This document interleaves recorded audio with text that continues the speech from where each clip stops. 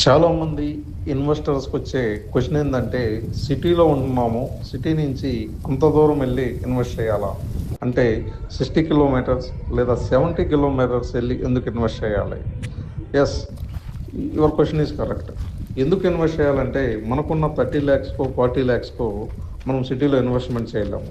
మీరు సిటీలో చూసుకుంటే ఎక్కడికి వెళ్ళినా, ఏ ఏరియాకి వెళ్ళినా 2 lakhs per square yard, 3 lakhs per square yard ఉంది.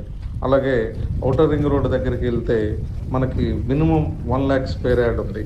సో అందుకని మనం ఇప్పుడు ఎంత దూరం వెళ్తున్నాం అనేది ఇంపార్టెంట్ కాదు.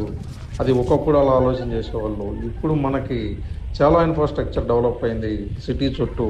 For example ORR outer ring road, ఇప్పుడు upcoming project RRR regional ring road.